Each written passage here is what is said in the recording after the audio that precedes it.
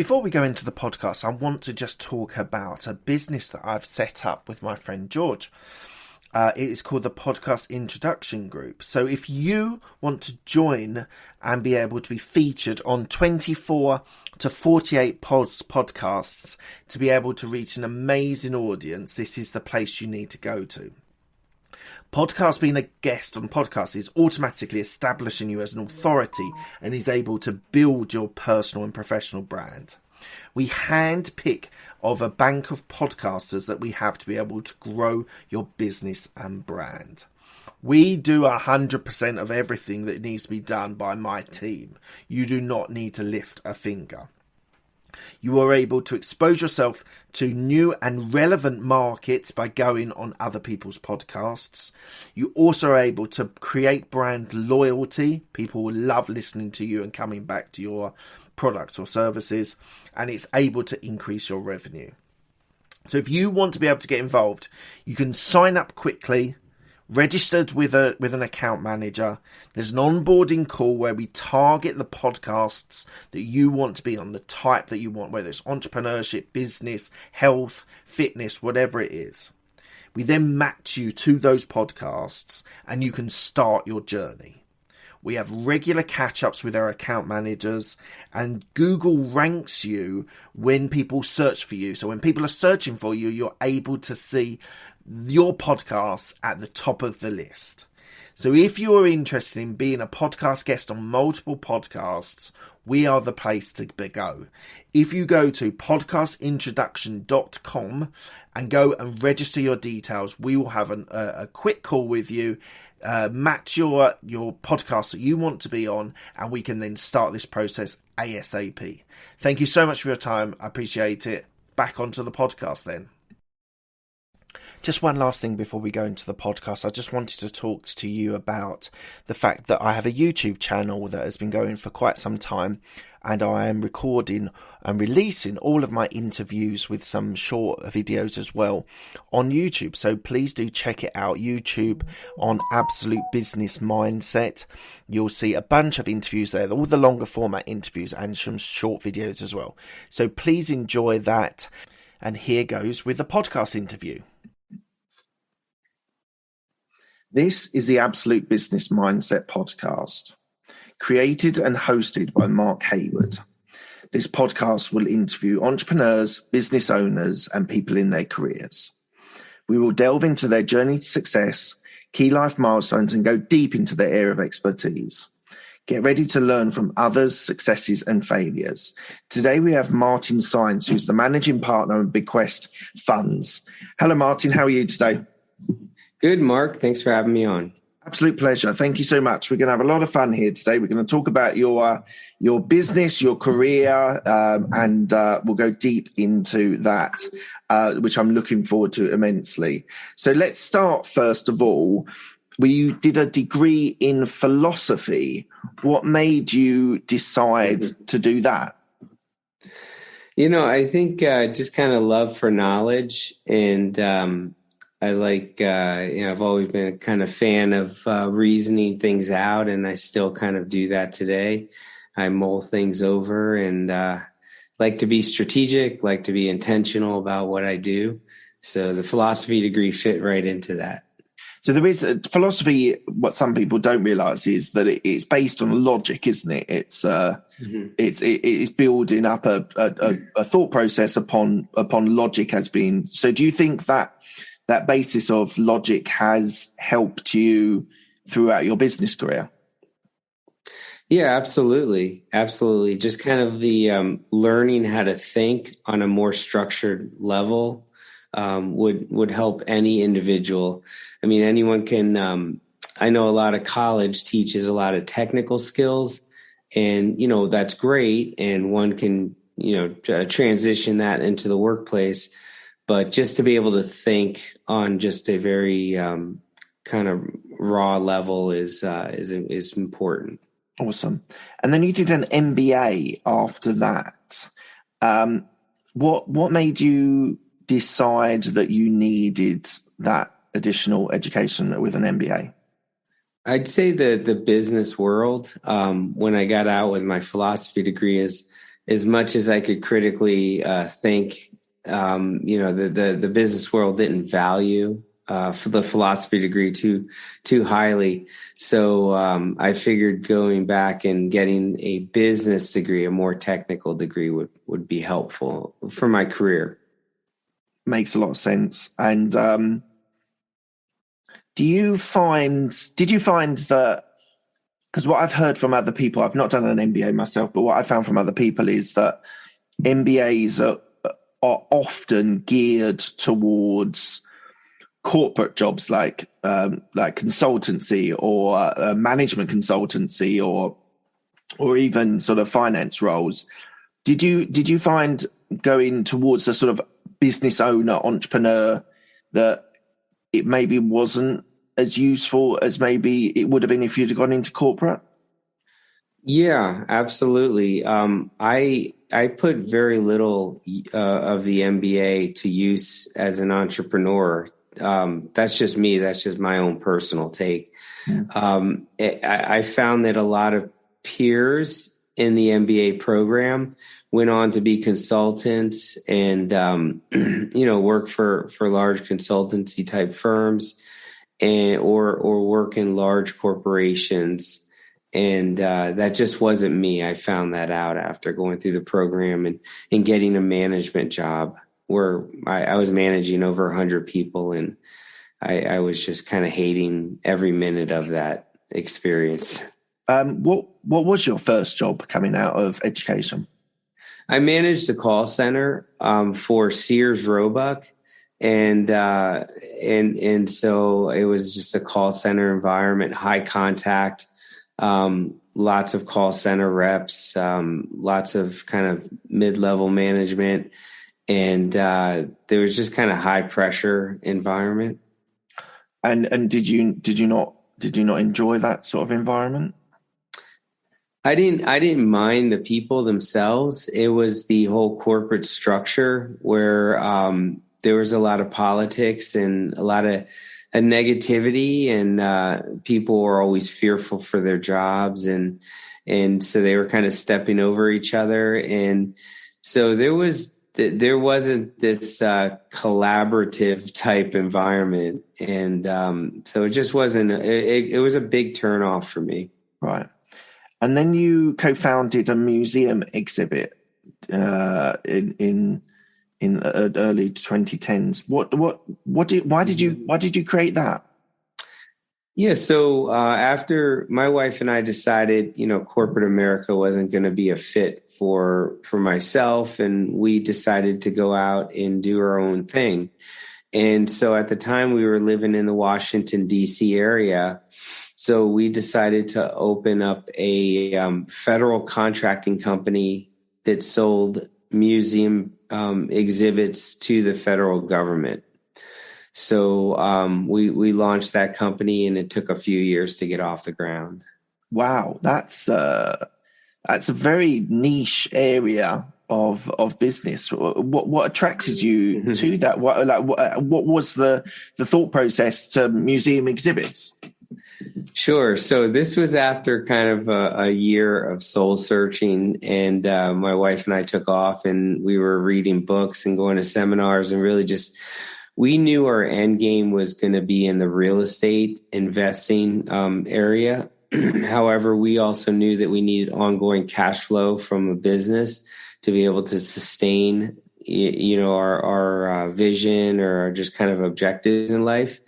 And so we did self-reflection, and we realized my wife is very creative. She's very good with design. And for myself, I wanted to work with a product that was tangible, but also have there be a service behind it. Right. So after kind of going through a number of different options, we landed on museum exhibits. Absolutely fascinating. A really, really niche area of business. You're the first person that I've interviewed over, 120, 130 interviews I've done so far. It's the first person that's ever done anything like that and used that as a stepping stone. It might not have been at the time a stepping stone, but it was basically a way of running a business. I think it's absolutely fascinating. And then you sold that in 2013. So how were you successful in your sale of the business? Obviously, it can be it's a bit of a minefield, isn't it, selling a business? Yeah, I mean, it took us 3 years to really just start making money in the business. So there was a whole long journey through the forest to kind of find who we were and put our processes together and build a clientele list.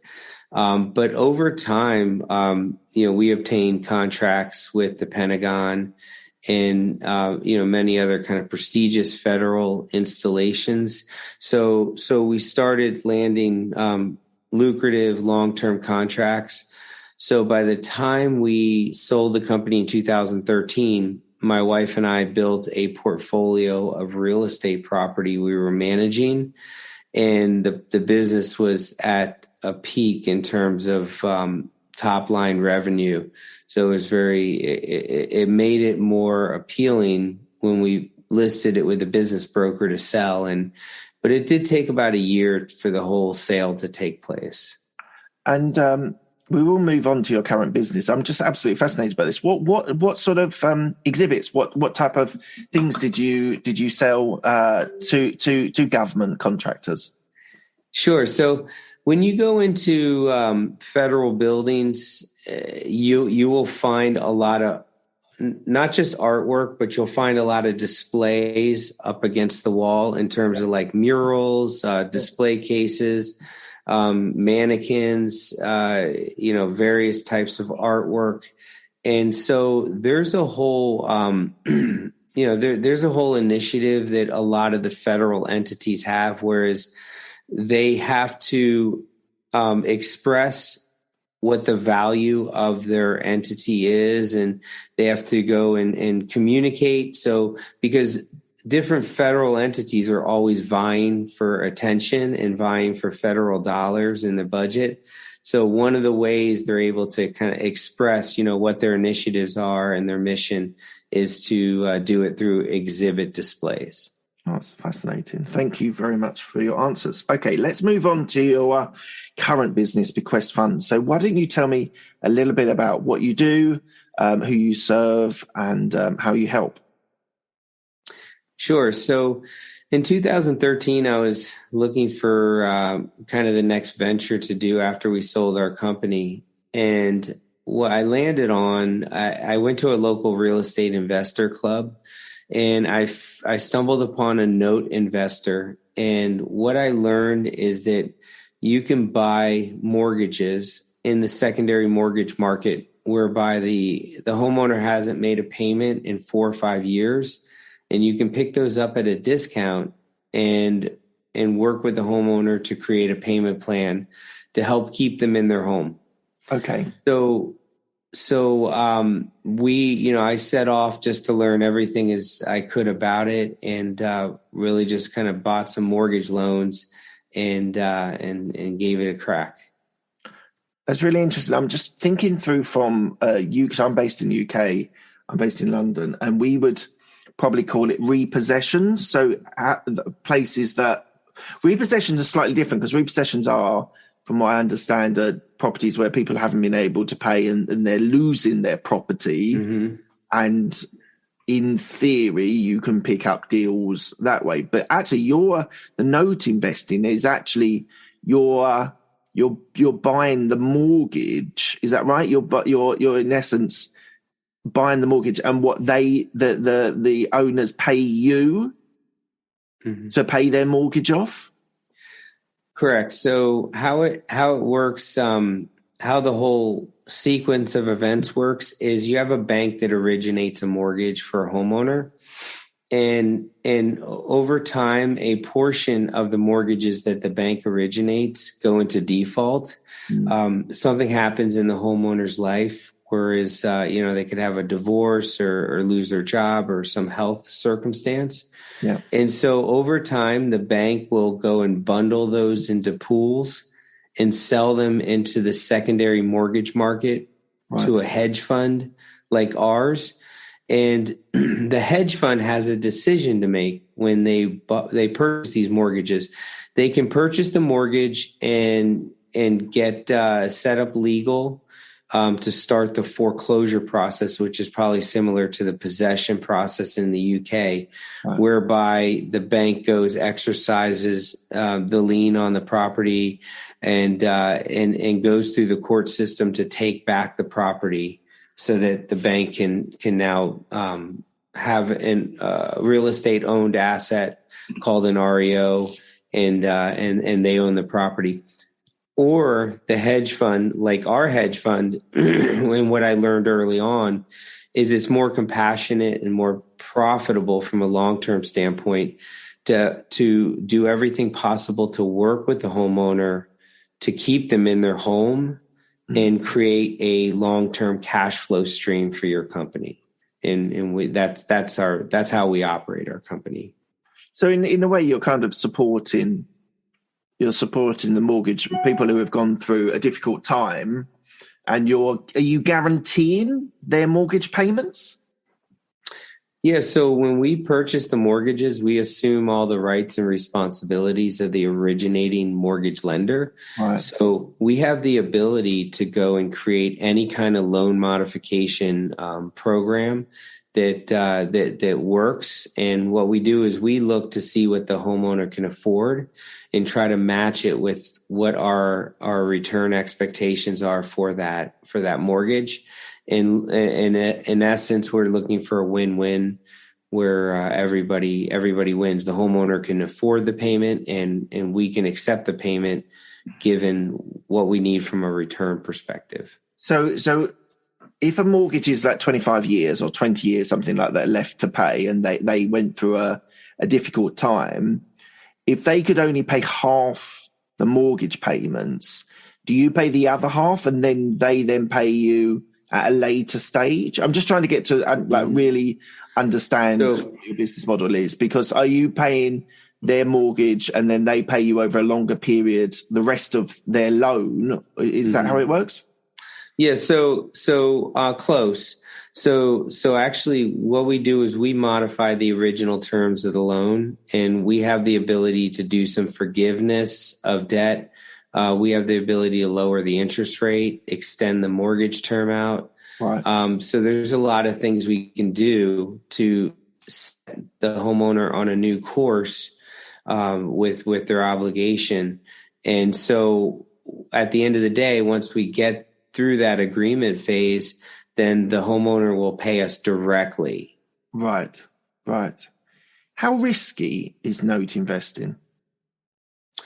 It's risky. It's risky when if you're not set up as a note business. So what that means is there's a lot in terms of compliance. There's a lot in terms of due diligence when you're purchasing these assets. So if you're not set up correctly, then you can create an astronomical amount of risk with note investing. But if done correctly, and if done in a compassionate way, when you're on the asset management side where you're dealing with the homeowners, then there could be you can mitigate a lot of risk, and it can be a very profitable business. What inspired you? You said you met someone at a networking event that was doing note investing, but what was the inspiration after speaking to him that you thought you could do it? Actually, this is something that I can do. What was the inspiration behind it? Sure. So my thought was that I saw it as a way to make a lot of money in real estate without having to own the real estate property. Yes. So it was very self-interested when I started. And what I learned within the first year was that it was an area I tend to have a big heart in terms of that's just my personality. So what I learned is I could be a great service to people and help them stay in their homes and create this long-term stream of income. And so that kind of fueled my passion, and it being lucrative and building cash flow, and kind of, rewind to one of one of the first things I said is that my wife and I, our vision for ourselves and goals in life was to be real estate investors, was to be on the investor side of the fence and build multiple streams of income for ourselves on a passive level. And so fast forward to today, that's what we've achieved. And we still have so much more to go, but we've achieved at least like that baseline level. Do you have your own portfolio of properties that you own? Yeah, so we don't actually own my wife and I have a portfolio of properties we own, but on the mortgage note side, you actually own the mortgages, not the property. But separately, do you have your own portfolio as well? Yes. And is that local to where you're based? We relocated our company down to Sarasota, Florida, about a year and a half ago. And all of our properties in the DC area. Okay. But the mortgages we buy are spread out throughout the United States, and we own several thousand mortgages. Wow, several thousand. And that's been built over an 8-year term? A 9-year, yes. Okay. Same thing, yeah. Yeah. Do you think you've fulfilled your potential? No, not so much. One of the goals I have in my life is to serve 1 million people. So, I got inspired to write a book on note investing with what I do know. And I've since written 5 books in total. Wow. And so, I'm a lover of education. I'm constantly educating myself, constantly learning. So what I'm inspired by is kind of giving back the little that I do know so that I could be a help to someone else, because there's so many people, not just in the U.S., I'm sure everywhere, that are in upper middle class levels, and they're getting crushed. And they're getting crushed financially. They're getting crushed with inflation. They're getting crushed by not having enough in retirement. And just basically, they're not having enough money coming in on a monthly basis to offset all the expenses they have in their life. And so they're living well below their potential and their means. And so, I hope to serve as just kind of maybe giving a way for others to kind of think about their financial situation differently. So what's your latest book that you've written and released? Cash Flow Dojo, Build Your Home on Multiple Streams of Income. And I wrote that a few years ago. And all the books, if you just look my name up on Amazon, they're all on Amazon. But go on. No, I was just going to say that's my passion is financially. I've achieved financial freedom maybe about 6 years ago. So what that means is if I never worked another day in my life, I would have enough money coming in, to continue to support myself, my wife, my 4 children, and we would be very comfortable. And so, but I'm looking for so much more in so many ways, not just money wise. What is your day-to-day activities? What do you do every day? I have 2 podcasts today. You're one of them. So I love starting my day kind of, just kind of going back and forth with you. And so I'll do a few podcasts a week. I am working on, we do have a team of 14 people here that we operate the company with. I have a partner. We are hiring 3 more people next month. So we're growing rapidly. So I've been spending a lot of time on training and development internally with the team that's in place. So that also kind of takes some time as well. And raising capital. I raise capital. So for Bequest Funds is an income fund. So actually, let me tell you about kind of the last piece to the puzzle. Sure. A couple of years ago, my partner and I, we decided there's a lot of people based on the books I've written that reach out to me on a weekly basis, and they want to know more. They want to know how they can get involved, but they don't necessarily want to set up a whole full-scale business for themselves in mortgage note investing or real estate investing. So we decided to launch an income fund whereby investors can invest money in and receive a 9% annual return paid to them on a monthly basis. So that's kind of in line with monthly cash flow, which is my passion. Yeah. And so also passive income. So I talk to investors half the day and work with them on getting them in the income fund. And it's a $50 million income fund. And that money that you've generated from that fund, do you then purchase the mortgages from the fund? We'll be back after a quick break. Hi, I'm Alex, the host of X Health Show. Meet the future of healthcare. Think X-Men, that's X Health. Actual superheroes behind programming living cells to cure cancer once and for all. Tech that detects preterm delivery in seconds, brain-computer interface, or apps that employ AI to match you, your disease, with the best treatment. X Health Show brings to you visionaries who push the boundaries of healthcare from Switzerland, the heart of Europe and the most innovative country in the world. Let me introduce you to their startups. Head to X Health Show, meet the future of healthcare. Happy to greet you there.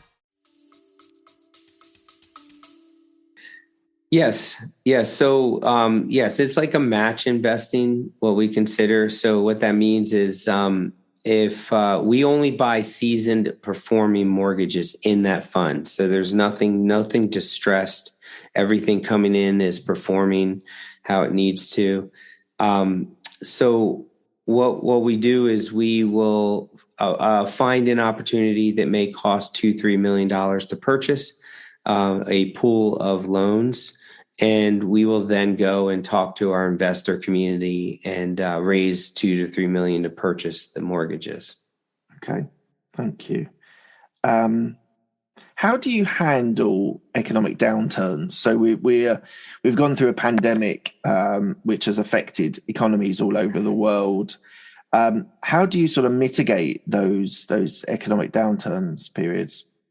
Yeah. So during economic downturns, there's actually our industry actually thrives during economic downturns in that there's more inventory, there's more mortgages to buy, and pricing decreases. So with that's kind of offset with homeowners having less disposable income and ability to pay. So there's always the good with the bad. However, you can buy at low enough pricing where it offsets that, that additional burden of home ownership and having less disposable income.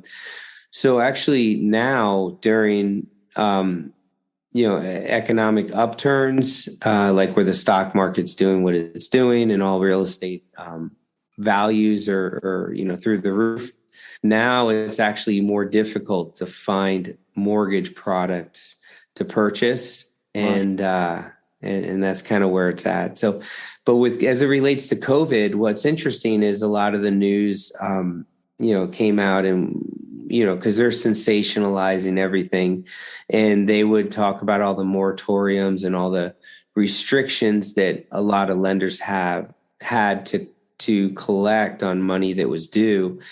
But with us and the homeowners we were supporting, we found that homeowners actually valued where they lived much more during COVID, and we're still in COVID. I mean, however you kind of want to call it. People are valuing their place where they're living and doing everything possible to make their payment. So we actually found more favorable circumstances during COVID as it relates to homeowners and making their payments. Sure. How do you approach negotiating when you're looking to purchase a mortgage? How do you approach the negotiation side of this? Yeah, so since we've been buying for years at the tune of millions of dollars, we've built a reputation in the industry where we can be trusted. We can be trusted to know what we're doing. We can be trusted to close on time. All those good things. We can be trusted to honor our word in general. So over time, that's made it easier on the trades kind of going into it with that reputation. And also, too, that it's a very niche space. So there's not a lot of competitors. Okay. So just kind of put all those together, and it helps us kind of set the stage. And there's pricing expectations in the market. And if you know them, if you know what they are, those ranges, then you can price within those pricing expectations and be a trusted buyer, and kind of the world will open to you in that regard. Fantastic. And you mentioned earlier on about multiple streams of income, which is something that I am passionate about, being able to build things that I make you money while you sleep. And books are obviously an example of that. Mm-hmm. But how have you structured your strategy of multiple streams of income beyond the note investing and your books? Yeah, so when I wrote the books, I had a lot of people that reached out to me. When I wrote the books, I had a portfolio of rental properties. They were paying my family monthly. A portfolio of mortgage loans that were paying me monthly. The homeowners were paying me monthly. And I wrote the book, and I started seeing book royalties. And then I had people reach out, and they were like, teach me how to do this. I want to learn this. And so I started training and mentoring some individuals, which was also a nice, flow of income as well. But I don't teach or coach right now. But one of the things that I did was that I recorded the training courses and material, and I would sell online courses. So that was really cool, because someone can pay and they can be trained on a pre-recorded, training course that I'm not having to be a part of. Yep. And yet I'd still see a revenue stream from that. And what is interesting you say about that sort of pre-recorded stuff that you can then sell on. What's if you were comparing the outcome of coaching someone to do it versus sending someone a desktop training or online training, are more people looking for the one-to-one stuff with you with this investment strategy, or are they sort of happy to have a sort of hour or a couple of hours worth of content online? Yeah, so I decided a hybrid approach would be best. So what I did is I did the online training, which was pre-recorded, and I would do a few coaching calls after they viewed the training course. But what, unfortunately, and I really mean this, unfortunately, only a handful of people finished the training and took me up on the coaching calls, and they just never made it through. And that's unfortunate. I think a lot of people start things and don't finish them. Yeah, I think there's some statistic I saw a little while ago that about 25% of people who buy online courses actually ever complete them, which is such a shame, because people are investing their money into this and they're not completing them and actioning, because obviously we can all learn, but it's the deem of being able to action it, which is the most important factor in training. Oh, 100%. What book or podcast or course are you listening to at the moment? What are you, because you said you're into self-development and personal development, and what are you listening to at the moment? I like this guy, Joe Brown with Heresy Financial. Okay. I like Reventure Consulting. So Reventure Consulting is more real estate focused, where he looks at different markets within the U.S. market for real estate. Heresy is more economics. So he talks a lot about inflation, the Federal Reserve, and kind of where we're headed that way. There's also a guy I'll listen to sometimes, Economic Ninja. and he just talks about supply chain and just kind of cryptocurrency and some other kind of topics. But everything's financially related. Right. I need to. My wife does all the parenting podcasts and everything, so I need to. I try my hardest to kind of get into parenting education because I have 4 children. Right. So, but I just love the finance talk. Fair enough.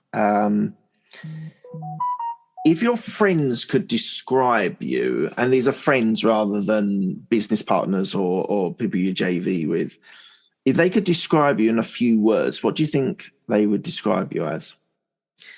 Well, first of all, I don't know how I don't have many friends outside the business world, to be honest with you. Okay. I think between running the companies and raising 4 children that are 9 and under, right. That's it. That's kind of my whole world. But I would say a description would be diligent and committed. Right. Interesting. Diligent and committed. Okay. Who was the person that inspired you in your sort of teenage years, whether it was sport or whether it's business, or who were the people that were inspiring you through your teenage years? Yeah, I was a C student growing up till I got out of high school, and so I was just really mediocre in terms of who I was. I was skateboarding, most of the time, and so I don't think I had many inspirations, I would say. Okay. My first one would be Ty Hicks when in my 20s. And Ty Hicks wrote about 20 books on entrepreneurship and giving you various strategies to develop mailbox money. And so I was kind of hooked with his books. Fantastic. If you could change something in your business, just one thing that's sort of nagging that you'd like to change, but you maybe not had the time, not had the people to be able to do that. If you were to change something, what would you change? I would change the culture. So we have a very good, positive, upbeat culture with our company. But the one thing I would change is just kind of to make us more of a high performing team. Okay. And we're working on that. And again, we have a good company. Our asset managers that work with our homeowners are compassionate. We're doing very well financially. But I just think like more of a high performance team, I would say. Fantastic. And what's the plan for the next 2 to 5 years then? Yeah, so we're putting some executive level positions in our company, a COO, operating manager, some analysts, and really I'm removing myself more from the day-to-day of the operation. And so that's one of the objectives. What can I say? Buying a boat. And so I'm kind of looking at that right now because we live where our office is, like right outside the window is Sarasota Bay, which is the Gulf of Mexico. And so we live on the water for the most part. And so boating's pretty big. So I'd say that. Also, too, there's a club called Tiger 21 Club. So it's for very high net worth individuals. They come together and invest. And so I want to be a part of the Tiger 21 Club. That's another objective. Awesome. It sounds to me what you've talked about today is that you're kind of transitioning your business from you being a focal point of the business and actually setting up systems and procedures and getting the right people in place in the business. Would you agree? Are you on that sort of transition to scale? Well, what's interesting is that I take a real systematic approach. I'm methodical in how I do things. So we have a lot of the systems in place. Everything's mapped out. It's been mapped out for years and refined over the years. So we have that as a benefit. I'd say removing myself, yes, through bringing in other VPs and COO and those other type positions to remove myself is really kind of the next step for us. Right. And so you kind of answered this already, but what do you have a goal? Do you have goals? And maybe you can share one or two of them for 2022. Yeah. Serving 1 million people. I'll share 200K in passive income monthly. And Tiger 21 Club membership. Right. Fantastic. So we're coming to the end of the interview. I ask the same 6 questions to all of my guests. They're quick-fire questions. They don't need a quick-fire answer. First one is, what's the best decision that you made? To go into business for myself. Did the corporate world not fit you as a? Yeah, because you look around and there's so many people that just stay in their place and wish and want something more for themselves, but never make the move. So I could have gotten away from that job and said, "Oh well, I should just get another job because the grass is greener," and I decided not to. And just spending our savings, going through a year-long process of finding out what we wanted to do. That was just priceless. What's the best piece of advice you've been given? Yeah. So whether you're coming in to something as an investor, coming in self-employed, the focus should be on monthly cash flow. And it should be on an asset or some type of business you have control over. So control and cash flow are everything. So much of what I see people do on the investor side or just in general is they invest for appreciation. So whether they're putting money in the stock market and hoping that they buy low and sell high, or they put it into some retirement fund or mutual fund and hope that something will be there at the end of the day. A lot of that, is wishful thinking, and people need to, and I sound like I'm speaking down to some, but people should consider an opportunity for what it'll yield to them with monthly passive income or monthly income in general. Some of it's going to be active, some passive. Thank you. Who's helped you most in your career? I would say becoming an investor mindset wise, Robert Kiyosaki with Rich Dad, Poor Dad, inspirational. I read a lot with Grant Cardone and the 10X rule. So I love that book as well. Awesome. Do you have a mentor or a coach at the moment? So, we do, as a company, we do sales training. I have a weekly coach so our whole company gets coached, as well as I have a coach that I work with weekly. And, but also too, just the podcasts I listen to, like Reventure Consulting and Joe Brown, Heresy, financial. These are also mentors as well that I'm picking up nuggets on. Grant Cardone has a podcast. And do you have any regrets? Yes, I'd say being small for too long is a regret. I should have hired more people sooner. Should have grown faster. I should have taken on investor dollars earlier. I just self-funded myself for a while, and I could have grown a lot quicker going that route. So did you take investment at one point? So it sounds like you bootstrapped at the start. Did you at one point then give up equity for investment? Yeah. So and that was really when we launched Bequest Funds.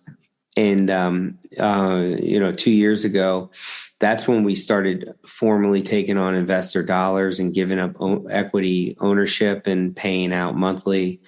And that's kind of completed the cycle, because we have homeowners that make their payments to us monthly, and then we in turn turn around and pay our investors monthly. Right. And it's for life. There's no expiration to Bequest Funds. So that's really when it kind of transformed things for us mentally. And do you think that was a mindset thing that needed to shift for you? Absolutely. Because before it was always, I can do it myself. I'm just going to kind of plug away organically. And it's kind of a selfish way of thinking about it, because there's so many investors that are begging for monthly income, for more yield. And so for myself, just to kind of hold it all close to my chest and not share in the profits and of this industry is just very selfish. I learned that later. What are you most proud of? I would say my wife and 4 children, and that that my wife, since we've had our first child, has not had to worry about money one second of any day, and that's what I'm most proud of. Awesome. What does legacy mean to you? It means long-term, being able to pass down to my children.